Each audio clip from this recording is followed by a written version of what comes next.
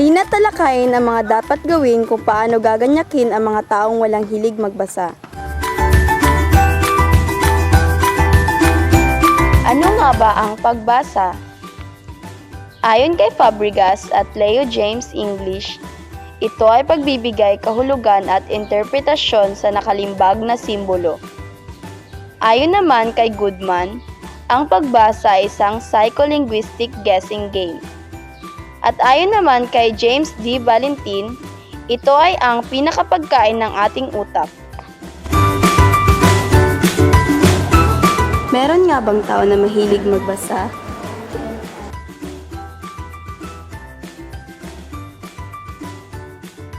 Ang iba ay nagbabasa upang magpalipas ng oras. Ang iba naman ay kumukuha ng kaalaman at impormasyon mula sa nakaraan. Meron naman na nagbabasa upang mapalawak ang kanilang bokabularyo. Samantala, ang iba naman ay nagbabasa upang maaliw. Ang iba naman ay gustong tumuklas ng iba't ibang kultura ng iba't ibang bansa.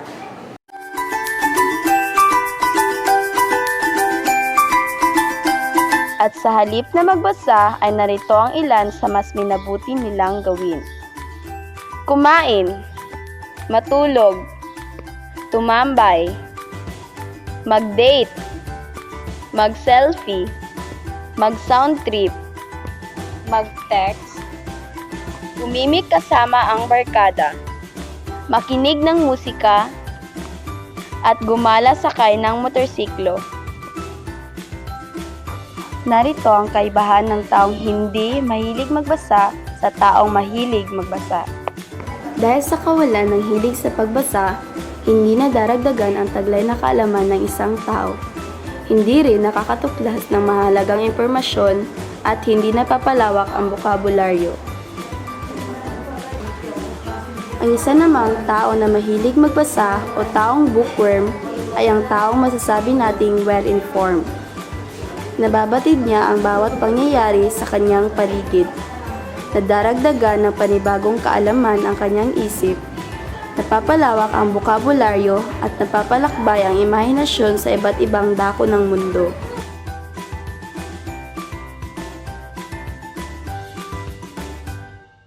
Grace, nagbabasa ka? Oo, Bakit ka nagbabasa? hindi mo ba alam? Ang pagbasa ay pagkuha ng impormasyon at pagbibigay kahulugan sa mga nakalimbag na simbolo at nakasulat na salita. Talaga? Anong kahalaga ng pagbabasa? Bukod sa pagkuha ng impormasyon, nadaragdagan din ng pagbasa ang ating kaalaman at naisasanay ang ating kakayahan sa pagbigkas. At naipalalakbay rin ito ang ating imahinasyon sa iba't ibang kultura, pangyayari, at iba pa. Talaga? Sige, magbabasa na rin ako. Ngayon, nakita na natin ang kaibahan ng taong mahilig magbasa sa taong walang hilig magbasa. Higit nga namang nakabubuti para sa isang tao ang pagkahilig sa pagbabasa. Narito ang ilan sa mamungkahing gawin upang ganyakin ang taong walang hilig magbasa. Kung ikaw ay isang kaibigan, narito ang mga minumungkahi naming dapat mong gawin. Una, alamin ang hilig ng iyong kaibigan. Pangalawa, dalasan ang pakikipag-usap sa kanya at engganyohin siyang magbasa. Pangatlo, dalhan siya ng mga babasahing ayon sa kanyang hilig.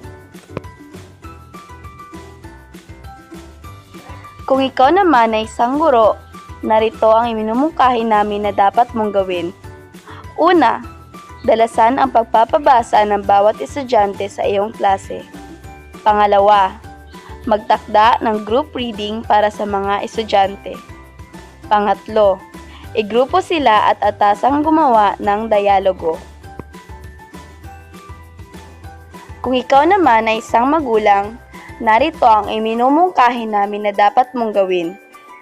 Una, bilhan ng iyong anak ng mga babasahin na naayon sa kanyang edad at hilig. Pangalawa, magbigay ng oras o schedule upang siya ay magbasa. Pangatlo, engganyohin siya sa pamamagitan ng pagsabi ng mabuting na idudulot ng pagbabasa. Ang pagbasa ay mahalaga. Dapat natin itong bigyan ng panahon at pagpapahalaga. Dahil, nade-develop nito ang kakayahan sa pagtugon. Napauunlad ang husay ng individual sa pag-unawa. Nasasanay ang isang tagabasang mapaghusay at mapabilis ang kakayahan. Nakakatulong sa pagpapaunlad ng karunungan at talasalitaan. At nahahasa ang gawain sa pagmememorya.